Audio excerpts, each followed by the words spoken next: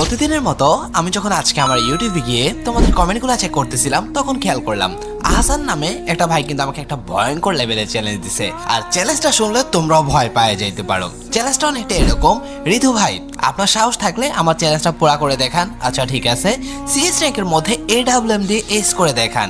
আমি জানি আপনি পারবেন না, যদি পারেন তাহলে মনে করবো আপনি প্রো প্লেয়ার, করে দেখান ঋতু ভাই প্লিজ, এরকম টাইপের কিছু একটা। ভাই চিন্তা করছো সিএস র্যাঙ্কে হ্যাকারদের জন্য গেম প্লে করতে পারি না? গত ভিডিওতেই আমি তোমাদেরকে বললাম, সে জায়গায় সে বলতেছে AWM দিয়ে এস করতে। ভাই এটা তো এক প্রকার ইম্পসিবল, কেমনে করুম? বাট চ্যালেঞ্জটা যেহেতু তোমরা করছো আর এই কমেন্টের মধ্যে অনেক পরিমাণ লাইক ছিল দেখলাম, তার মানে এই চ্যালেঞ্জটা আমাকে কমপ্লিট করতেই হবে। আমার যত কষ্টই হোক এই চ্যালেঞ্জটা আমি ক্লিয়ার করার চেষ্টা করব। তবে চ্যালেঞ্জ যদি ক্লিয়ার করতে পারি সবাই কিন্তু চ্যানেলটাকে সাবস্ক্রাইব করে দিবা। ওয়েল, চ্যালেঞ্জটা ক্লিয়ার করতে হলে আমাকে একটা প্ল্যান খাটাইতে হবে, আমার পরিচিত কিছু প্লেয়ার লাগবে। সো আমি ভাবলাম ফ্রেন্ডলিস্ট থেকে কোনো প্লেয়ার নিব না, আমি আমার সাবস্ক্রাইবারদেরকে নিয়েই এই চ্যালেঞ্জটা ক্লিয়ার করব।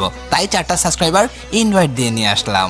ভাই এতদিন পর আমাদেরকে ডাকলেন? হ্যাঁ, অবশেষে তোমাদেরকে ডাকতেই হলো। চ্যালেঞ্জটা যেভাবেই হোক ক্লিয়ার করতে হবে। ভাই টিএস স্টার্ট দেন, আজকে আপনার চ্যালেঞ্জ কমপ্লিট করে দিব। ঠিক আছে, শুধু আমি কি বলি সেই জিনিসটা ফলো করবা, আশা করতে যে হয়ে যাবে। চলো ম্যাচে যাওয়া যাক। ম্যাচটা স্টার্ট হতে হতে তোমরা ঘুরে আসতে পারো ফ্রিতে ডায়মন্ড পাওয়ার জন্য প্লে স্টোরে থাকা এই ডায়মন্ড ল্যাবটাতে, যেখানে শুধুমাত্র অ্যাডস দেখতে হয়। অ্যাড দেখার পর একটা পয়েন্টস কালেক্ট হয়ে যায়, আর সেই পয়েন্টগুলো দিয়ে তুমি তোমার ইউআইটা দিয়ে ইজিলি যে কোনো ডায়মন্ডে পারচেজ করতে পারো, তাও আবার সম্পূর্ণ ফ্রিতে। সো এখনই চেক আউট করে আসো। দেখতে দেখতে আমাদের সিএস র্যাঙ্কের ম্যাচটা স্টার্ট হয়ে যায়, আর এম্পাসের একটা শটে কিন্তু একটা প্লেয়ারকে নক করে দেয়, কারণ আমার টিমমেটদের কাছে এটা আগে থেকে ড্যামেজ করা ছিল। আর আমরা ম্যাচের দিকে কোনো রকম গুরুত্ব না দিয়ে আমরা আসলে স্নাইপারের চ্যালেঞ্জটার দিকে গুরুত্ব দিতেছি, কারণ এই চ্যালেঞ্জটা আসলে একটু বেশি কঠিন হতে পারে, কারণ এখানে অনেক পরিমাণ হ্যাকার পরে। এট লাস্ট আমি স্নাইপারটা কিনেও ফেলি, আর স্নাইপার দিয়ে আমি প্লেয়ারটার মারা ট্রাই করতেছিলাম, এবং এই প্লেয়ারটা কিন্তু আসলে হ্যাকার ছিল, তাই আমি আসলে বেশি একটা পিক দিতেছিলাম না। তোমরা খেয়াল করতেছিলে প্লেয়ারটা কই ছিল, আর সেকেন্ডের মাঝখানে আইসা টোটালি আমার এখানে এসবিডি দিয়ে হেডশট মারা দিছে।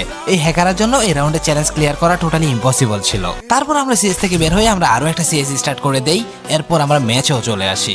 স্নাইপার রাউন্ডগুলোতে আমি টিমমেটদের সাহায্যে পুরোপুরি স্নাইপার নিয়ে রেডি থাকি, বাট এইখানেও কিছু করতে পারি না, কারণ আবারও হ্যাকার ছিল। হ্যাকারের পুরোপুরি উল্টা পাল্টা মাইরা আমাদের ম্যাচটা নষ্ট করে দেয়। গেম থেকে বের হয়ে আবারও আরেকটা ম্যাচ স্টার্ট দিয়ে দেই। ভাই তোমরা যেহেতু চ্যালেঞ্জ দিচ্ছ, এই চ্যালেঞ্জ আমাকে ক্লিয়ার করতেই হবে। তবে খেয়াল করলাম এই ম্যাচে আসলে হ্যাকার পড়ে নাই, এখানে একটা প্লেয়ার ছিল, প্লেয়ারটাকে নকডাউন করলাম, আরেকটা প্লেয়ারকে আসতে দেখলাম, তাকেও নকডাউন করে দিলাম। তবে এখানে আর এজ করা হয়নি, আমাকে স্লাইড মেরে দিছে। চিন্তা করে একটা চ্যালেঞ্জ ক্লিয়ার করতে কতটা পরিশ্রম হচ্ছে। আর এই জায়গায় যখন এই রাউন্ডে একটা প্লেয়ার দেখলাম, প্লেয়ারটাকে নকডাউন করলাম, আমি এখানে আরেকটা প্লেয়ারকে নকডাউন করতে এসে আমি নিজেও নক হয়ে গেলাম। তবে প্লেয়ারটাকে নক করেই কিন্তু নক হয়েছি। আমার টিমমেট গুলো সর্বোচ্চ চেষ্টা করে আমাকে এখানে বাঁচায় দেয়। আমি মেডিমোডি করে এখান দিয়ে যখন বের হচ্ছে, আরেকটা প্লেয়ার দেখলাম, তাকে স্নাইপারে নক করে দিলাম। লাস্ট একটা প্লেয়ার ছিল শান্দু। ও ভাই চ্যালেঞ্জ ক্লিয়ার করলাম।